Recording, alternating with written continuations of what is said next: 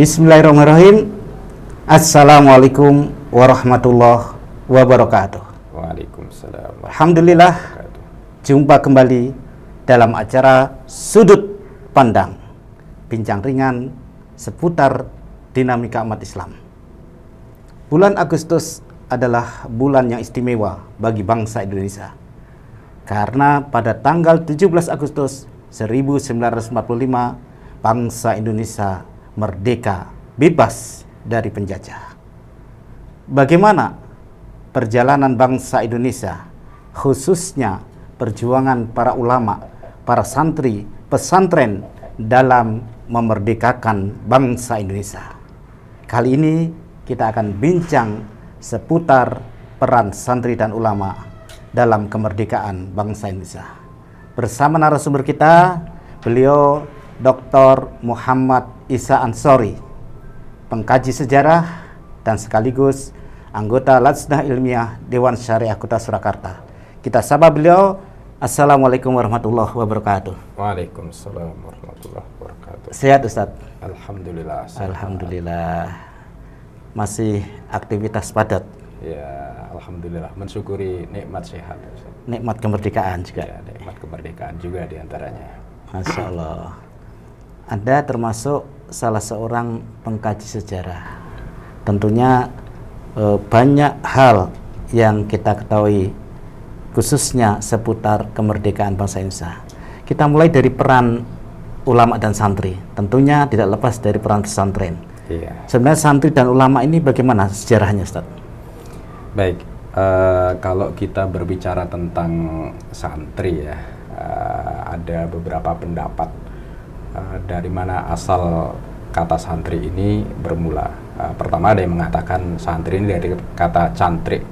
Jadi, cantrik ini kan pelajar di Padepokan, sebuah lembaga lama di negeri kita yang sudah eksis sebelum zaman Islam.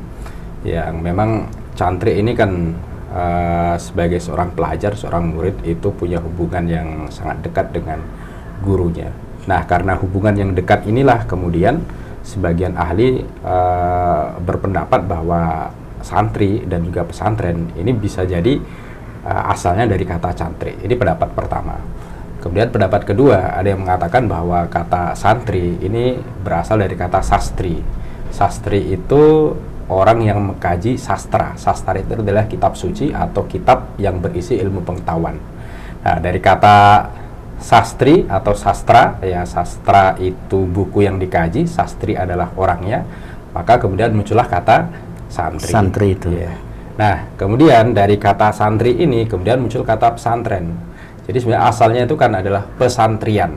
Pesantrian. Pesantrian. Pean ini imbuhan pean di sini untuk menunjukkan tempat tinggal santri. Nah, karena orang kita mungkin merasa kurang nyaman mengucapkan pesantren, akhirnya wis digoleki sing gampang ya, diucapkanlah jadi pesantren. Nah, ini kalau kita kaji dari sisi asal mula bahasanya. Ya.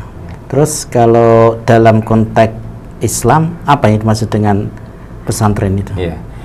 Jadi pesantren kalau hari ini ya, definisi pesantren itu ya lembaga pendidikan Islam yang berasrama, di mana di situ tinggal bersama ya, ada kiainya, ada santrinya, tinggal satu komplek, kemudian di sana ada masjid, kemudian ada asrama sebagai tempat tinggal santri, dan ada pembelajaran kitab kuning.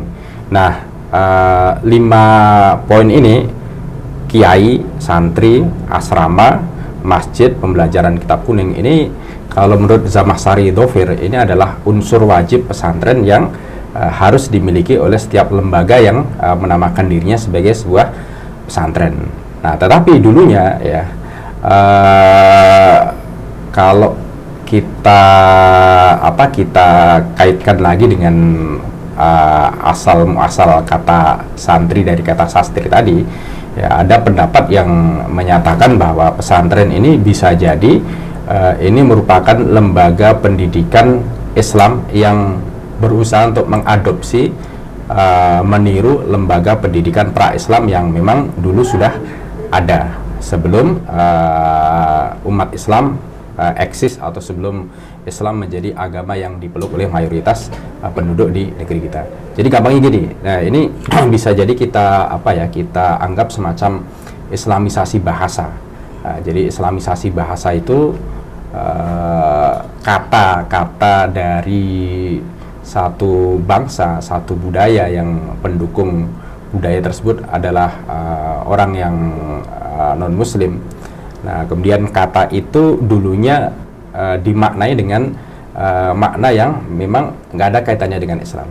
Nah, kemudian ketika ulama kita datang, ya, mereka berusaha untuk mendakwahkan Islam ke masyarakat tersebut. Nah, kemudian ada proses semacam adaptasi, ya, adopsi, menyesuaikan konsep-konsep yang sudah ada di masyarakat yang didakwahi itu disesuaikan dengan nilai-nilai Islam. Nah, termasuk diantaranya kata pesantren ini barangkali dulu sudah dikenal orang sebagai sebuah lembaga pendidikan sudah eksis pada waktu itu.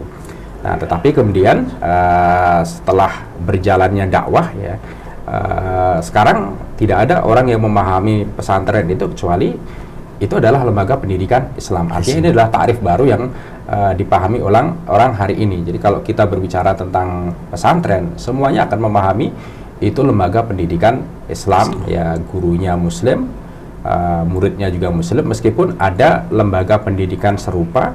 Misalkan umat Kristiani punya lembaga pendidikan yang juga diasramakan, tapi kan kita nggak nyebut lembaga pendidikan itu sebagai lembaga pendidikan bernama pesantren. Gitu ya. Oke, Ustadz, berarti kan memang ini lembaga pendidikan Islam, dan memang secara nilai zaman dulu juga ada, ya. Ada tadi kalau ada 5 unsur, salah satunya di situ ada pembelajaran nilai Islam, pembelajaran kitab kuning, itu memang sudah ada. Yeah. Ini untuk menanamkan nilai-nilai Islam. Iya, betul. Jadi dulu gini, Ustaz, lahirnya pesantren itu tidak bisa dilepaskan dari perjuangan dakwah yang dilakukan oleh para ulama kita dulu. Jadi biasanya dulu gini, lahirnya pesantren itu kan secara natural kan begini, ya. Ada ulama yang datang, ya, ke suatu tempat. Kemudian ulama ini membaur dengan masyarakat. Kemudian diterima oleh masyarakat. Nah, di situ kemudian ulama ini membangun masjid, mengajak masyarakat untuk memakmurkan masjid tersebut. Nah, setelah masjid berdiri, masyarakat kemudian datang ke masjid, memakmurkan masjid. Nah, biasanya nanti di saat-saat tertentu, misalkan setelah sholat, ya,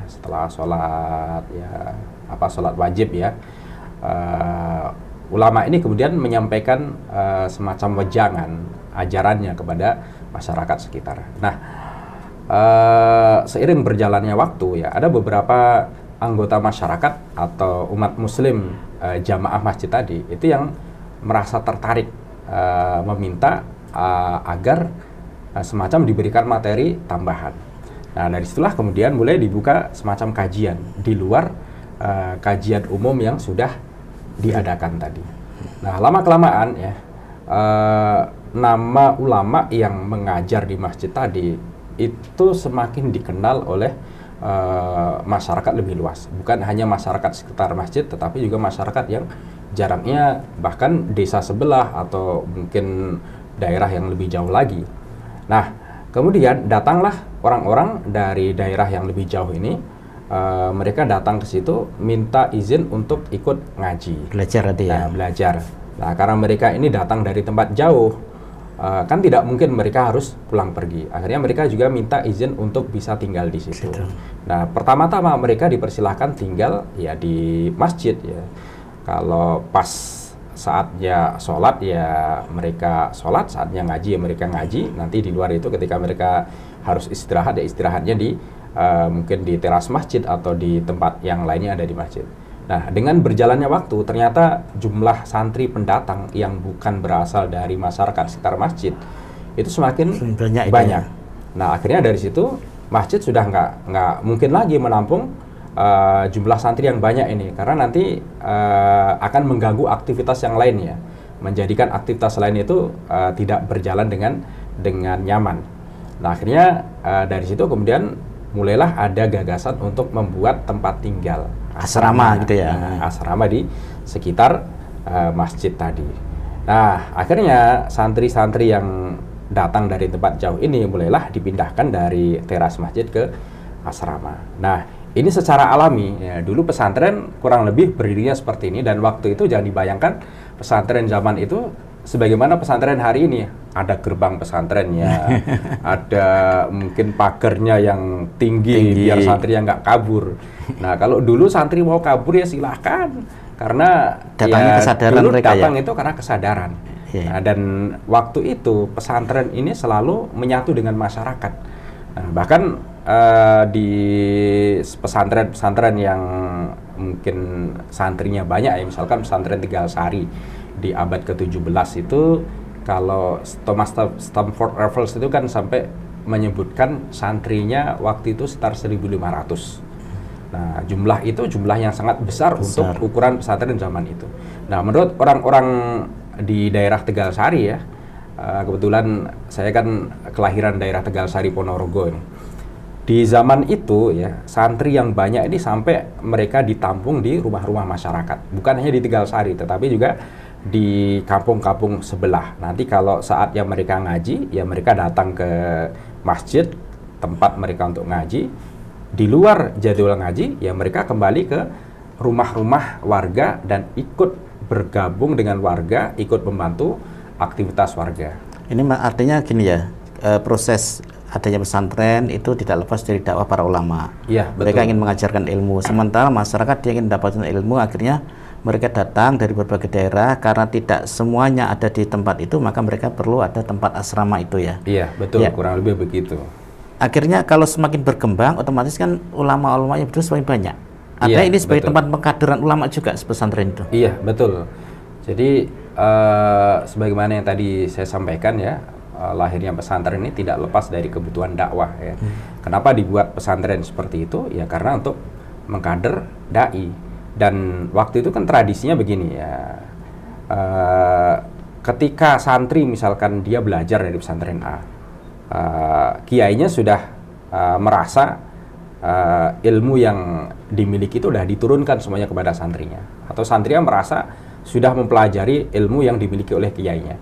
Nah, biasanya nanti santri ini akan minta izin untuk melanjutkan ke pesantren yang lainnya, atau kalau dia merasa sudah cukup, dia akan minta izin untuk mengembara. Mengembara itu bisa jadi untuk mendakwahkan Islam atau untuk mendirikan pesantren, mendirikan masjid di tempat lain. Nah, dari situlah kemudian muncul yang namanya jaringan pesantren, yang antara satu pesantren dengan pesantren yang lainnya ini ada ikatan emosional, ada ikatan ilmu, ikatan antara guru dengan murid. Gitu ya, berarti akhirnya semakin berkembang, luas, sehingga pesantren banyak berdiri di berbagai tempat. Iya. Gitu. Ya, Ustadz, sekarang kita bicara tentang peran santri dan ulama dalam kemerdekaan bangsa Indonesia. Kita lihat bahwa kemerdekaan ini tidak lepas dari jasa para ulama, para santri. Betul, betul. Apa yang melatar belakangi mereka begitu anti terhadap penjajah?